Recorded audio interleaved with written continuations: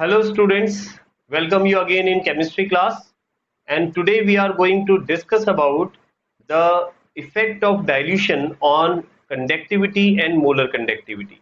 Okay, let's start. देखिए इसमें होता क्या है कि अगर हम बात करते हैं कंडक्टिविटी और मोलर कंडक्टिविटी पर डाइल्यूशन का क्या इफेक्ट पड़ता है, तो इसमें जो मेन रोल होता है वो होता है इलेक्ट्रोलाइट का। एक्चुअली इलेक्ट्रोलाइट हमारे पास दो तरह के हैं। We have two types of electrolyte, strong electrolyte and weak electrolyte.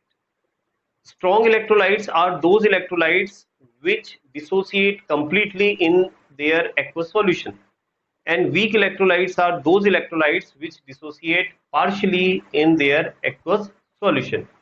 Okay, तो अगर हम बात करते हैं स्ट्रॉन्ग इलेक्ट्रोलाइट की, तो इन केस ऑफ स्ट्रॉन्ग इलेक्ट्रोलाइट अगर हम डाइल्यूशन करते हैं तो क्या होता है। देखिए, if we dilute the strong electrolytic solution, in that case the number of ions present in unit volume decreases. ऐसा क्यों होगा? क्योंकि स्ट्रॉन्ग इलेक्ट्रोलाइट हमें पता है ऑलरेडी डिसोसिएटेड फॉर्म में है। ठीक है, वो 100% डिसोसिएटेड है अप्रॉक्स। उसमें आपने वाटर ऐड किया, तो वाटर ऐड करने के बाद नए आयंस नहीं बनेंगे, there will be no new ion formation. होगा क्या? केवल डाइल्यूशन करने से वॉल्यूम इंक्रीज हो जाएगा। अगर वॉल्यूम इंक्रीज हो रहा है, number of ions remain same, in that case the density decreases, तो वहां डेंसिटी कम हो जाएगी, यूनिट वॉल्यूम में नंबर ऑफ आयंस कम हो जाएंगे। और अगर यूनिट वॉल्यूम में नंबर ऑफ आयंस कम हो जाते हैं तो इसका मतलब करंट कैरी करने वाले आयंस कम हो गए, तो कंडक्टिविटी भी कम हो जाएगी। ठीक है, तो ये तो बात हुई कंडक्टिविटी की। क्योंकि कंडक्टिविटी, ध्यान रखना बेटा, यूनिट वॉल्यूम पर डिपेंड करती है कि यूनिट वॉल्यूम में नंबर ऑफ आयंस कितने हैं। डाइल्यूशन करने पर वॉल्यूम इंक्रीज हो गया, यूनिट वॉल्यूम में नंबर ऑफ आयंस डिक्रीज हो गए।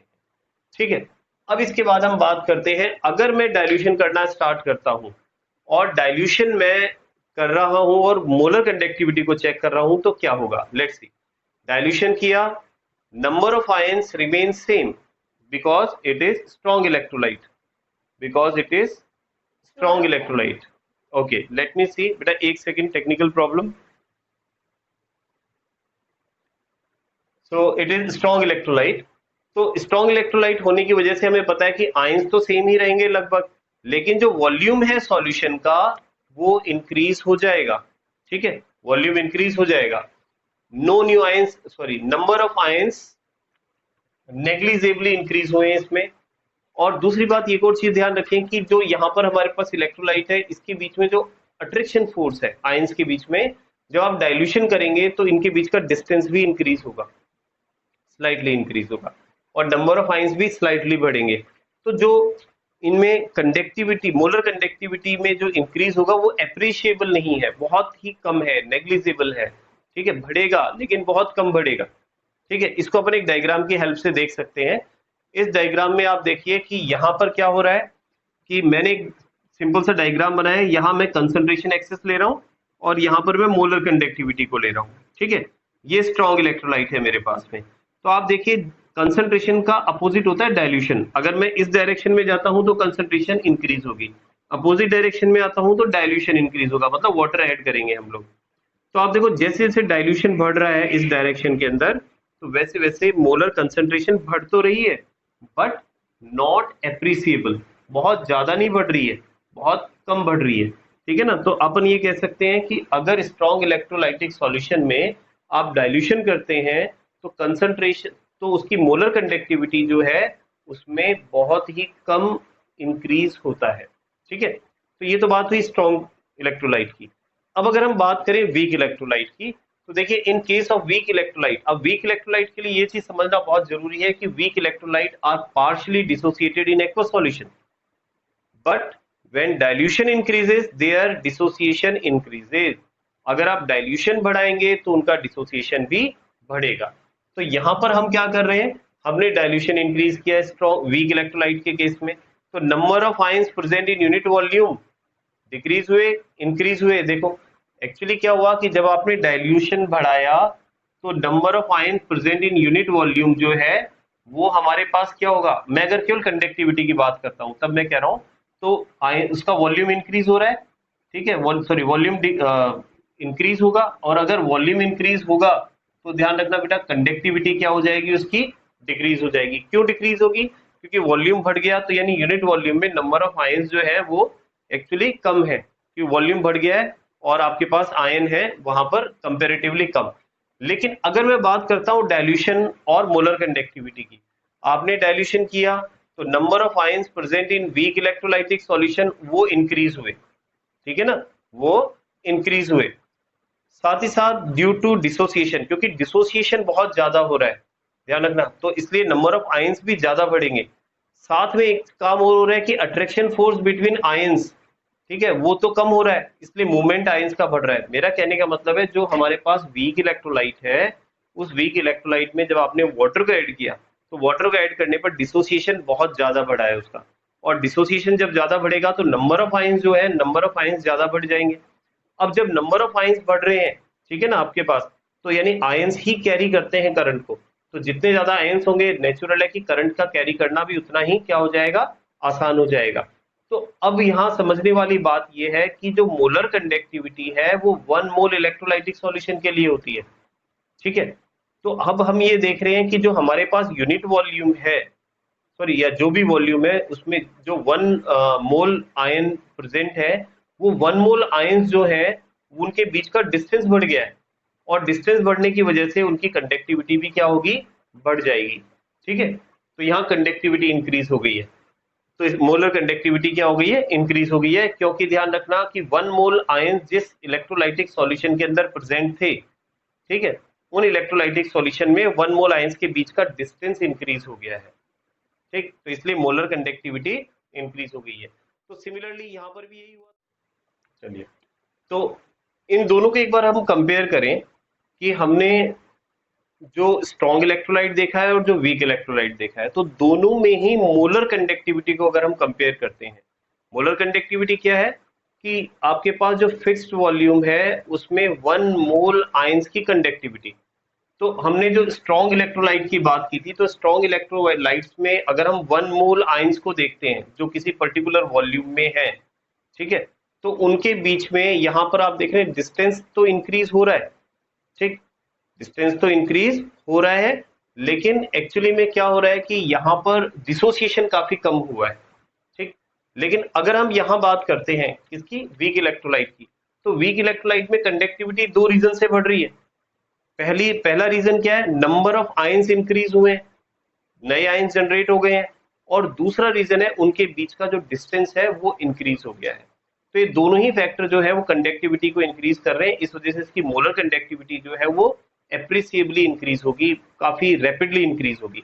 तो यहाँ एक डायग्राम दिख रहा है हमें, इस डायग्राम में हम देख सकते हैं कि यहाँ एसिटिक एसिड जो है ये एक वीक इलेक्ट्रोलाइट है और ये स्ट्रॉन्ग इलेक्ट्रोलाइट है। इसके बारे में हम डिस्कस कर चुके हैं, स्ट्रॉन्ग इलेक्ट्रोलाइट में मोलर कंडक्टिविटी बहुत स्लोली इंक्रीज होती है, जबकि इन case of weak electrolyte, week electrolyte के केस में आप देखिए जब मैं डाइल्यूशन कर रहा हूँ, वाटर ऐड कर रहा हूँ, तो इसकी जो मोलर कंडक्टिविटी है वो तेजी से ऊपर की ओर बढ़ी है, दैट मीन्स रैपिडली इंक्रीज हुई है, ठीक है।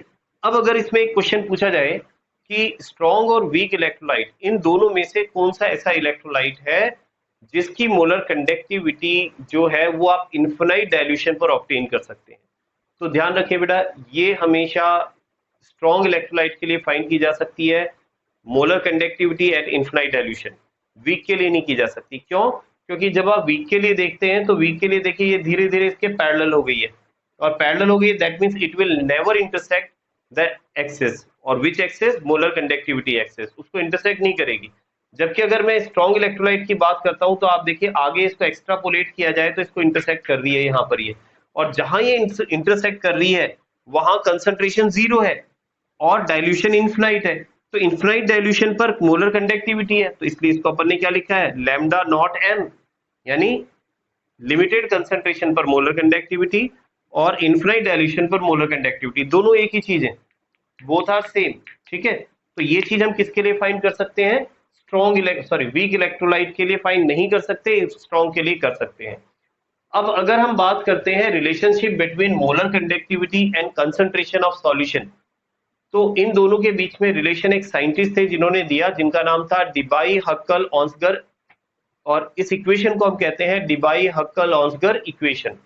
इस इक्वेशन में मोलर कंडक्टिविटी और कंसंट्रेशन के बीच में एक रिलेशन बताया गया है। तो आप देखिए एक हमारे पास स्ट्रेट लाइन इक्वेशन होती है, उस स्ट्रेट लाइन इक्वेशन में हम y equals to mx plus C बोलते हैं। तो इस अगर इक्वेशन को मैं इसके अकॉर्डिंग जमा करके देखूं तो आप देख सकते हैं कि y एक्सिस पर हमने लैम्डा m लिखा है, यहाँ पर देखिए लैम्डा m हमने y एक्सिस लिया है, ठीक है, और x एक्सिस पर आप क्या ले रहे हैं, अंडर रूट सी, x एक्सिस पर लिया आपने अंडर रूट सी, ठीक है, और फिर आपके पास में आता है c और m स्लोप को रिप्रेजेंट करता है।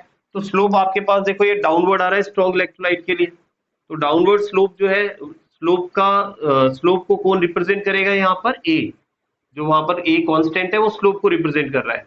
और बचता है अब हमारे पास में लैम्डा नॉट m, यानी इनफिनाइट डाइल्यूशन पर मोलर कंडक्टिविटी। तो इनफिनाइट डाइल्यूशन पर जो मोलर कंडक्टिविटी है वो हमें यहाँ पर जहां ये इंटरसेप्ट कर रहा है वो उस पॉइंट पर मिलेगा, जिसको हम इंटरसेप्ट भी बोलते हैं, ठीक है ना। तो इंटरसेप्ट आ गया है।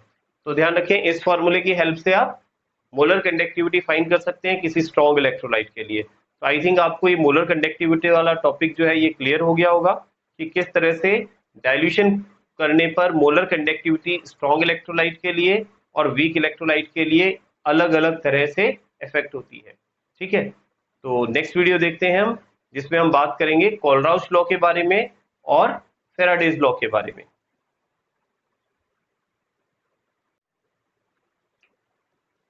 यस स्टूडेंट्स, अब आगे देखते हैं हम Kohlrausch law.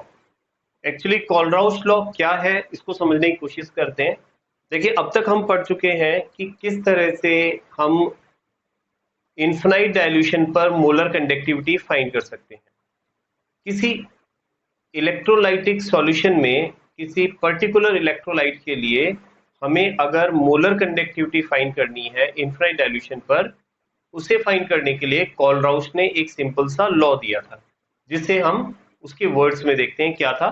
So let's see, the law was according to this law molar conductivity of electrolyte at infinite dilution. देखिए molar conductivity of electrolyte at infinite dilution is the sum of molar ionic conductivity of cation and anions of the electrolyte। बिल्कुल simple है कि जो electrolyte आप ले रहे हैं, जिसका आप डाइल्यूशन कर रहे हैं, उसकी मोलर कंडक्टिविटी इनफिनाइट डाइल्यूशन पर उसके पॉजिटिव और नेगेटिव आयन की मोलर कंडक्टिविटी के सम के इक्वल होती है।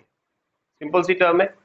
इसे अगर मैं सिंबॉलिकली या मैथमेटिकली लिखना चाहूं तो मैं इस तरह से लिखूंगा कि lambda m at infinite dilution will be equals to the sum of lambda plus infinite dilution और लैम्डा माइनस, मतलब ये तो है पॉजिटिव आयन के लिए इनफिनाइट डाइल्यूशन पर मोलर कंडक्टिविटी, नेगेटिव आयन के लिए इनफिनाइट डाइल्यूशन पर मोलर कंडक्टिविटी, और इन दोनों का सम जो है वो इलेक्ट्रोलाइट के लिए जो मोलर कंडक्टिविटी है उसके इक्वल होता है, ठीक है। If the electrolyte gives more than one cation and anion, कभी कभी ऐसा भी होता है किसी इलेक्ट्रोलाइट के डिसोसिएशन से हमारे पास दो से ज्यादा आयंस बनते हैं, तो उस केस में हमें किस तरह से लिखना है, उस केस में ध्यान रखें इस तरह से लिखा जाएगा मैथमेटिकली। और आप यहाँ देख सकते हैं कि पॉजिटिव आयन की मोलर कंडक्टिविटी के आगे मैंने न्यू पॉजिटिव और न्यू नेगेटिव लिखा है, तो ये किस चीज को एक्सप्रेस कर रहा है, नंबर ऑफ कैटायन और नंबर ऑफ एनायन। मतलब जिस पर्टिकुलर आयन की मोलर कंडक्टिविटी हम ले रहे हैं उसके जो नंबर ऑफ आयंस है उसे आप उससे मल्टीप्लाई कर देंगे, ठीक है। इसको एग्जांपल से समझते हैं, जैसे NaCl के लिए। अब हमें पता है NaCl का जब डिसोसिएशन होता है तो Na प्लस और Cl माइनस आयन बनते हैं। तो अब NaCl की जो मोलर कंडक्टिविटी है इनफिनाइट डाइल्यूशन पर, वो उसके पॉजिटिव आयन यानी Na प्लस की मोलर कंडक्टिविटी और Cl माइनस आयन की मोलर कंडक्टिविटी के सम के इक्वल होगी।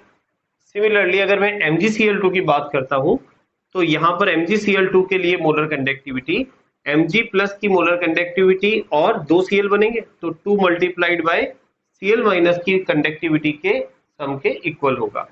सिमिलरली एल्युमिनियम सल्फेट को अगर मैं डिसोसिएट करता हूं तो यहाँ पर 2Al प्लस Al3 प्लस बनाएगा ये, तो यहाँ पर मैंने इसको 2 से मल्टीप्लाई कर दिया है और SO4 3 है इसलिए मैंने इसको 3 से मल्टीप्लाई कर दिया है। तो यानी एल्युमिनियम सल्फेट की molar conductivity at infinite dilution will be equal to the molar conductivity of aluminium ion and sulphate ion, और इनके जो स्टोइकियोमेट्रिक कोएफिशिएंट आते हैं उससे मल्टीप्लाई हो जाएंगे, ठीक है, ये तो इसकी बात हो गई। अब हम बात करते हैं कि कोलराउस लॉ की एप्लीकेशन क्या है, इसका यूज कहाँ किया जाता है। तो देखिए, कोलराउस लॉ की एक सबसे ज्यादा यूज में आने वाली न्यूमेरिकल में खास करके जो एप्लीकेशन है वो ये है कि डिग्री ऑफ डिसोसिएशन अगर हमें फाइंड करना है तो हम इसकी हेल्प से फाइंड कर सकते हैं। डिग्री ऑफ डिसोसिएशन कैसे फाइंड किया जाता है?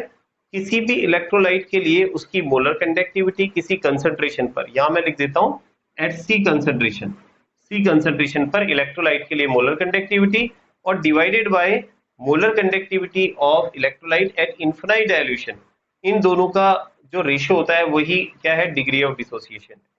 ठीक है, अब इसमें भी ध्यान रखिए बेटा कि जो डेल सी एम है, यानी सी कंसंट्रेशन पर मोलर कंडक्टिविटी, उसको कैसे फाइंड करते हैं कि kappa multiplied by 1000 divided by M. तो ये अपन पढ़ चुके हैं किसमें, मोलर कंडक्टिविटी वाले फॉर्मूले में। और अगर हम बात करते हैं किसकी, इन्फिनाइट डाइल्यूशन पर मोलर कंडक्टिविटी, तो अभी हमने कोलराउस के लॉ में देखा है कि इन्फिनाइट डाइल्यूशन पर मोलर कंडक्टिविटी उनके पॉजिटिव और नेगेटिव आयन के सम के इक्वल होती है।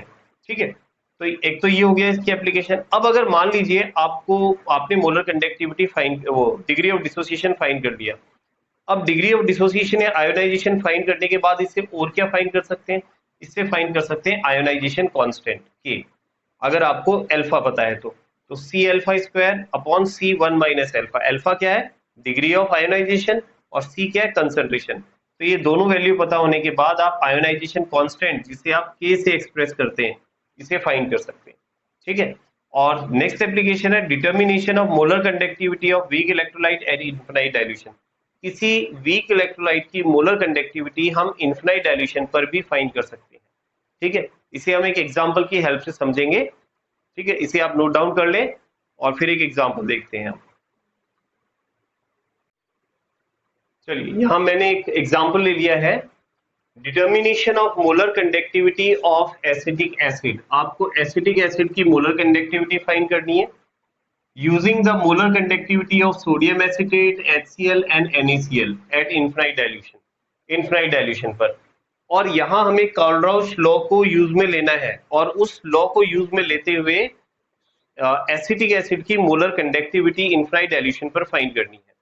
अब देखिए कैसे फाइंड करेंगे हम इसे। तो इसका एक सिंपल सा तरीका है, सबसे पहले आप इसको कोलराउस लॉ के अकॉर्डिंग लिख लें सभी को।